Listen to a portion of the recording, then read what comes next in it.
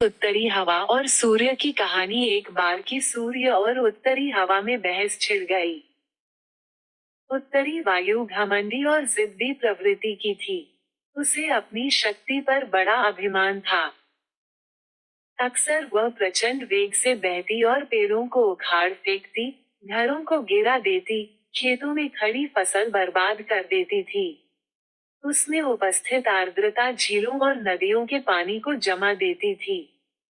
बहस करते हुए वह सूर्य से बोली, मेरी शक्ति के सामने किसी का जोर नहीं चलता। मैं दुनिया में सबसे ज्यादा शक्तिशाली हूँ। मेरे सामने सब तुच्छ हैं। सूर्य नम्रता से बोला, मेरे विचार से हर किसी में शक्तियां भी होती हैं और कमजोरियां भी।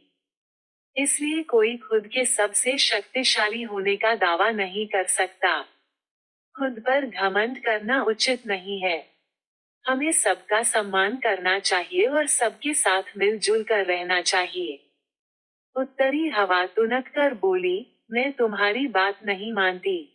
मैं सबसे ज्यादा शक्तिशाली हूँ और ये मैं तुम्हें साबित करके दिखाऊंगी। ऐसी बात है, तो अपनी ताकत साबित करने के लिए तैयार हो जाओ। नीचे देखो। धरती पर एक व्यक्ति दुशाला ओढ़े पैदल जा रहा था। तुम उसकी दुशाला उसके शरीर से हटा दो। मैं मान जाऊंगा कि तुम सबसे ज्यादा शक्तिशाली हो। सूर्य उत्तरी हवा को चुनौती देते हुए बोला, इसमें कौन सी बड़ी बात है। कुछ ही देर में उस आदमी की दुशाला धरती पर पड़ी होगी। कहकर उत्तरी हवा अपने प्रचंड रूप में आ गई। धरती पर धूल भरी आंधी चलने लगी, पेड़ पौधे लहराने लगे, सूखे पत्ते व अन्य सामान उड़ने लगे, मौसम ठंडा होने लगा। पैदल जा रहे व्यक्ति की दुशाला भी हवा के वेग के कारण उड़ने लगी।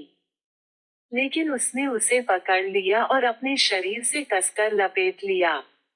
उत्तरी हवा ने अपनी प्रचंडता और बढ़ाई, लेकिन उसके साथ ठंड भी बढ़ गई। व्यक्ति ने अपनी दुशाला और कसकर लपेट ली। बहुत प्रयासों के बाद भी उत्तरी हवा उसके शरीर से दुशाला हटा नहीं पाई। तब सूर्य बोला, अब तुम देखना कि कैसे ये व्यक्ति खुद ब खुद अपनी दुशाला उतार देगा। सूर्य ने अपना ताप बढ़ाना शुरू किया। तापमान बढ़ते ही धरती पर जा रहे व्यक्ति को गर्मी लगने लगे। वह पसीना पसीना हो गया। फिर क्या, उसने खुद ही अपनी दुशाला उतार दी। यह देखकर उत्तरी हवा बहुत शर्मिंदा हुई।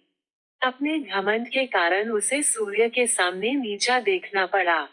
उस दिन के बाद से उसने अपनी शक्ति पर कभी घमंड नहीं किया। सीख, घमंडी का सिर नीचा होता है।